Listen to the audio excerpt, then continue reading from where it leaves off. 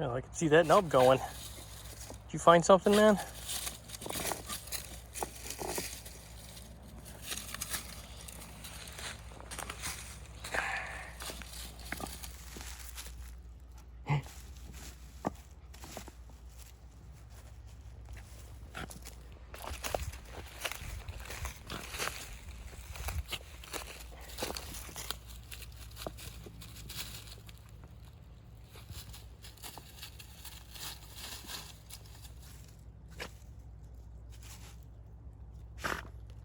He loves rock piles. Hey, you didn't even need to go after that stick, man. Most of that stuff is out of your way. I'm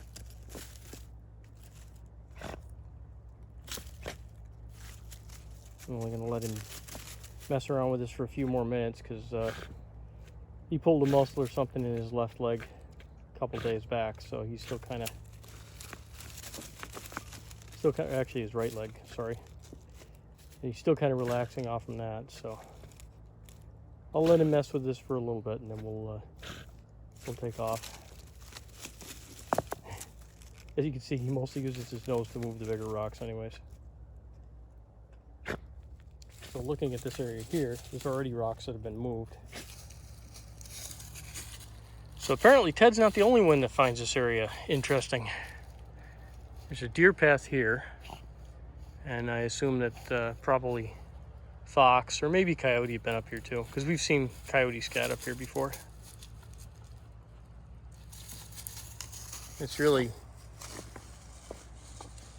beautiful country up here. It's very dense, except for, of course, the trails, where you come through the trails. And the deer are real big on keeping that stuff clear, so. All right, Ted, you about ready to wrap this up, buddy? Because if I let you get injured again, Mom's gonna kill me. Hey, Ted. You coming with me, or you staying on the mountain?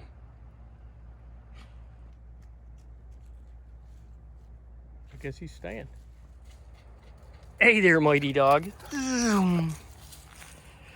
I just finished telling him he could stay there if he wanted to. He knows how to get back. And I think it dawned on him he was about to be abandoned. And we got this in the trail.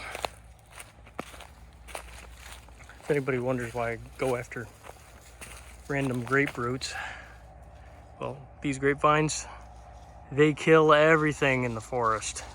Everything. This entire canopy's been taken down because of these monsters. I'll come back up and I'll mash these suckers out. Because what ends up happening is you get a lot of deadfall like this, a lot of this rat, and then if we ever get a forest fire up here, well, just tell me this doesn't look like kindling to you. What a mess.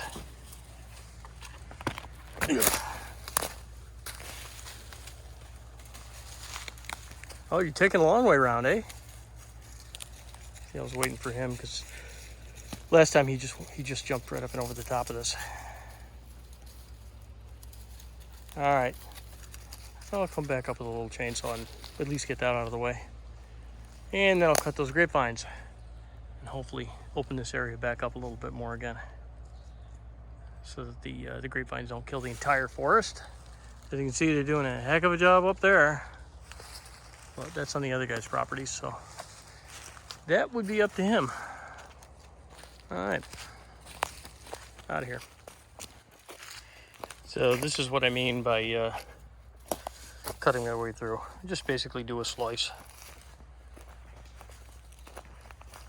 Unless I get something like this, then I'm just waiting for it to rot down. And this is almost there. I did some slices in this probably about, oh, maybe 2 years ago. So it'll be ready to go soon. A lot of times I don't take them out completely if the deer can do it for me. And then a project like that, sometimes the bear will take over on that job. Because bears like to rip stuff like that apart. That seems to be their kind of entertainment value. So if I get it started, sometimes a bear will take off on it. The stuff that's just too big, we just come up with the chainsaw and cut it. How you doing there, Ted?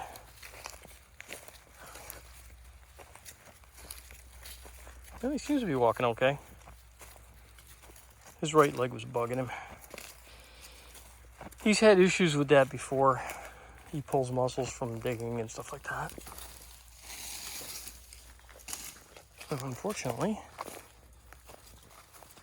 there's not much you can do about that, because if he feels like digging, he's gonna dig. Because when we get up on a hike, he'll just take off on a flat out run, and then I'll catch up to him a couple minutes later and he's in a hole up to his shoulders. I'm like, huh, thought I told you not to dig. Hey.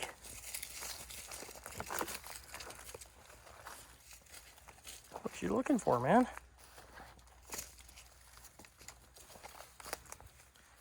Just watching him kicking his right rear leg over a little bit too.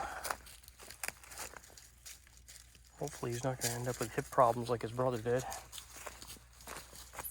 That would suck. I'm not going there, man. I'm staying on the trail. This is why it's good to be a Yorkie. These are all pricker bushes.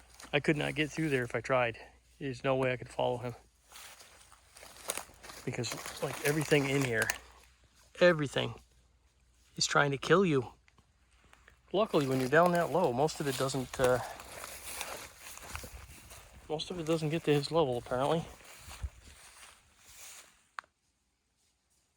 And he's gone.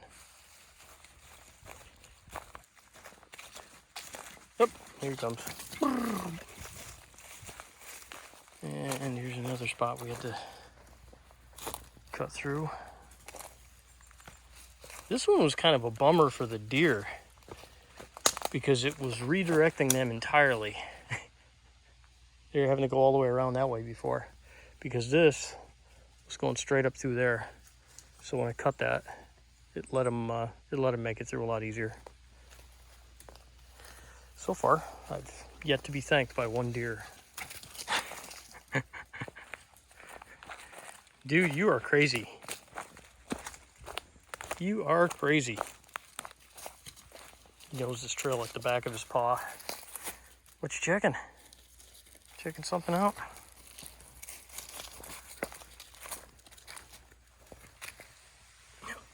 There's some deer prints.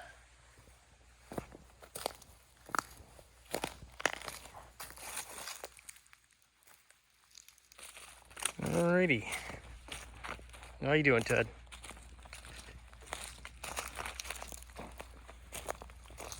We made our loop. Probably about a mile solid. And now the long climb back home. This is steeper than it looks. It's amazing when you're 7 inches tall how easily you can walk down a hill. All right, that's it for us. Say goodbye, Ted.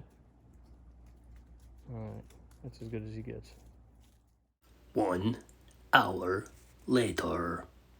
So, we're on our way headed back up to where the trail is blocked.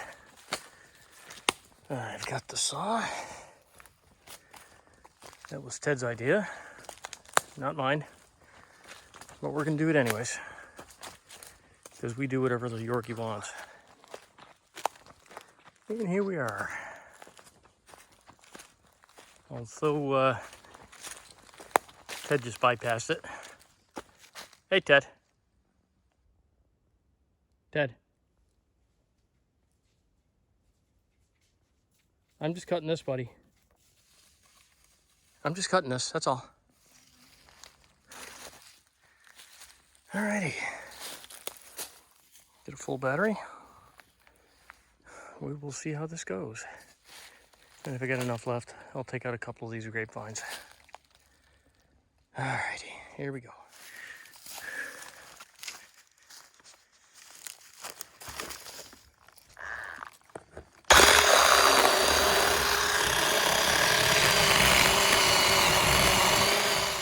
Alrighty, I can go one-handed for the rest of this.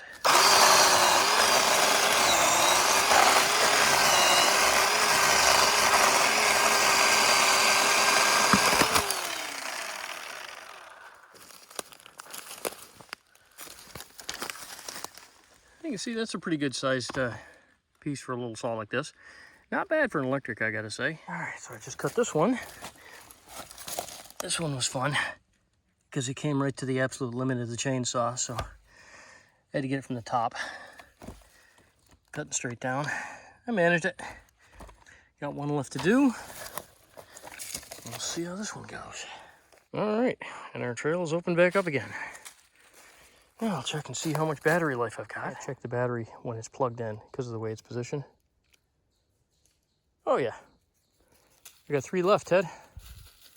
Yeah, sure he's relieved. Well, I go whack a couple of these little devils. This one here is already done as much damage as it's gonna do. But those over there are working on those trees, and that needs to be stopped. Got a bunch of these guys. That one's the one that's in the air. That one's cut too.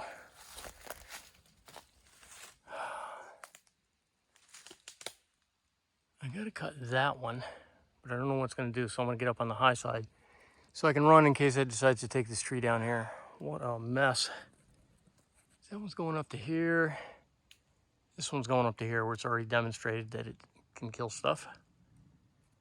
All right, so I got a quick runaway route here. I'll cut these guys and see how this goes.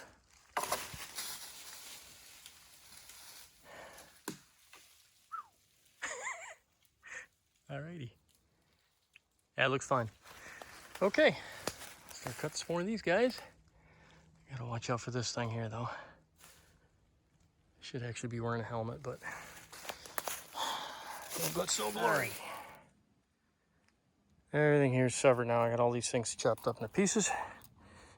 Get a little bit jammed up in the saw, but no matter. I got all these guys cut down here. Got sections of them cut out all over the place. And that's about all I could. The saw didn't run out of power. I ran out of power. Plus, we're about done with lunch. And I've got to go to work. Right, Ted? You about ready for a Zoom meeting? Got a few minutes to get back there, buddy. Trusty chainsaw worked out good. I've still got a little bit of oil left in the tank, so I could do some more. I could do some more cutting if I needed to. It was down to 2 bars when I finally got done. Grapevines aren't tough to cut, but there's a lot of them, so there was a lot of cutting to do. I probably cut 20, maybe 25 of them. I don't really know. Some of the big ones, some of the small ones, because I cut a lot of them like this. That doesn't take that long to cut. And I'm gonna whack these 2 on my way out of here. But yeah, I am super happy with this saw. I'll put a plug in for Ryobi again. Ryobi, consider yourself plugged.